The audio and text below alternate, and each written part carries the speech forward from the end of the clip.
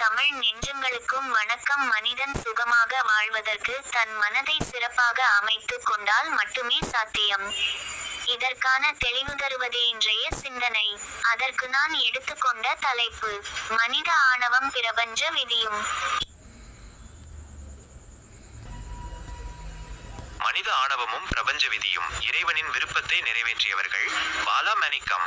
விவரணை: மனிதனின் சாதனைகள் அனைத்தும் இறைவனின் விருப்பமே தவிர மனிதனின் சொந்த அறிவு அல்ல. அளவும் எளிமையும் தவறும் போதுதான் ஆணவம் பிறக்கிறது. நாட்டின் பாதுகாப்பு செலவுகளும் பிற நாடுகளை ஆக்கிரமிப்பதும் இறைவனையே அடிமைப்படுத்துவதற்கு சமம். மனித ஆணவத்தையும் பிரபஞ்ச விதியையும் விளக்கும் ஆழமான வாழ்வியல் உரை. வீடியோ உரை தொகுப்பு. வார்த்தைகள் மட்டும்.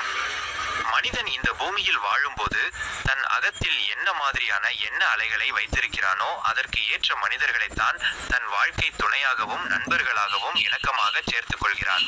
ஆனால் இன்றைய உலக மனிதர்களில் பெரும்பான்மையானவர்கள் தன் மனசாட்சி என்ன சொல்கிறது என்பதை அறியாதவர்களாக இருக்கிறார்கள். தான் ஒரு நல்ல மனிதன் என்று உலகிற்கு தெரிவிப்பதற்காக ஒரு போலி முகமூடியை அணிந்து கொண்டே வாழ்கிறார்கள். உலக புகழையும் பிறரின் பாராட்டையும் தேடி ஓடும் மனிதன் தன் அகத்தின் குரலை தொலைத்து விடுகிறான். இறைவனின் பேரறிவோடு மனித அறிவை ஒப்பிடும்போது அது ஒரு துளி போன்றது. அப்படிப்பட்ட மிகச் சிறிய அறிவை வைத்துக்கொண்டு மனிதர்கள் தங்களை பாராட்டுவதும் புகழ்வதும் தங்களை பற்றி பெருமைப்பட்டுக் கொள்வதும் அறியாமையின் உச்சமாகும். ஏனெனில் இன்று ஒரு மனிதன் ஒரு பெரிய சாதனையை செய்துவிட்டதாக பெருமைப்பட்டுக் கொண்டால் வருங்காலத்தில் இதைவிட சிறப்பாக ஒன்றை மற்றொரு மனிதன் உருவாக்குவான். எனவே இந்த சாதனைகளை செய்த மனிதர்களுக்கு நாம் சூட்ட வேண்டிய உண்மையான பட்டம் என்னவென்றால், இவர்கள் இறைவனின் விருப்பத்தை நிறைவேற்றியவர்கள் என்பதுதான். எல்லாம் அவனுடைய பேரறிவின் வழிநடத்துதல் மட்டுமே. இறைவன் மனிதனை துன்பப்பட படைக்கவில்லை, அவன் இன்பமாக சுகமாக வாழத்தான் படைத்தான். அதற்கான வாக்குறுதியையும் கொடுத்திருக்கிறான். ஆனால் மனிதன் இன்பங்களை அனுபவிக்கும் போது அளவு என்ற எல்லையை மறந்துவிடுகிறான். இறைவன் இந்த பிரபஞ்சத்தில் எல்லாவற்றையும் ஒரு துல்லியமான அளவுடன் தான் படைத்தான். பூமி சூரியனை சுற்றுவது முதல் நமது உடலின் ஆரோக்கியம் வரை எல்லாமே அளவுடன் இருக்கும் வரைதான் அழகு. அளவும் எளிமையும் மட்டும்தான் மனிதனுக்குள் அனைத்து நற்பண்புகளையும் உருவாக்கி தரும்.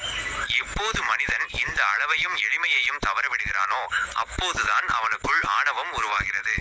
துரதிருஷ்டவசமாக இன்று வரை மனிதன் இந்த ஆணவத்தில் தான் வாழ்ந்து கொண்டிருக்கிறான். அதனால்தான் நாடுகள் தன் பாதுகாப்பு என்ற பெயரில் கணக்கற்ற செல்வங்களை செலவிட்டு ஆயுத போட்டியில் இறங்கியுள்ளன. மனிதன் தன் நவீன அறிவை கொண்டு எத்தனையும் ஆயுதங்களை குவித்தாலும் அவனது சர்வ வல்லமைக்கும் மேலே ஒரு பிரபஞ்ச விதி இருக்கிறது. மனிதன் செய்யும் ஆயுத போட்டியை கூட இன்று ஏதோ ஒரு வகையில் இயற்கையின் பேராற்றல் கட்டி போட்டு விடுகிறது. மனிதன் எவ்வளவுதான் தந்திரங்கள் செய்தாலும் இறைவனின் சர்வ வல்லமைக்கு முன்னால் அவனது கைகள் கட்டப்பட்டு விடுகின்றன. உனக்கு மேலே ஒரு சக்தி இருக்கிறது என்பதை பிரபஞ்சம் நிரூபித்துக் கொண்டே இருக்கிறது. இன்று ஒவ்வொரு நாட்டின் தலைவனும் தன் சொந்த குடிமக்களுக்கான அடிப்படை தேவைகளை நிறைவு செய்ய தகுதியற்ற நிலையில் இருக்கிறார். தன் மக்களின் தேவைகளை தீர்க்க முடியாத பலவீனத்தை மறைக்கவே அவர்கள் பிற நாட்டை ஆக்கிரமிப்பதிலும் பிறரை அடிமைப்படுத்துவதிலும் இறங்குகிறார்கள்.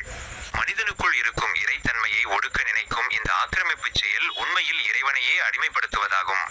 இந்த அதிகார ஆணவத்தின் காரணமாகத்தான் உலக போர்களில் எண்ணற்ற அப்பாவி மனிதர்கள் மரணமடைகின்றனர். நன்மையும் தீமையும் மிக மிக அருகில் நாணயத்தின் இரு பக்கங்களைப் போல ஒட்டியே இருக்கின்றன. தீமை என்பது நன்மையின் முகமூடியை அணிந்து கொண்டுதான் மனிதனை நெருங்குகிறது. மனிதன் தன் சுயநல கண்ணோட்டத்தோடு மட்டுமே பார்க்கும்போது அவனால் எதையும் பகுத்து பார்க்க முடிவதில்லை. யார் ஒருவர் உணர்ச்சி வசப்படாமல் தன் வாழ்க்கையை ஒரு அவதானிப்பாளராக மௌனமாக நின்று கவனிக்க பழகுகிறாரோ அவருக்கு மட்டுமே நன்மையையும் தீமையையும் பகுத்தறியும் விவேகம் கைகூடும். மனிதனே, உலகிற்கு நல்லவனாக தெரிவதை விட உன் சொந்த மனசாட்சிக்கு நேர்மையானவனாக வாழ். பிரபஞ்சத்தின் பேரறிவை உணர்ந்து அகங்காரத்தை விடுத்து அளவோடு எளிமையாக வாழ பழகுவோம். இந்த பூமியை சொர்க்கமாக்குவோம்.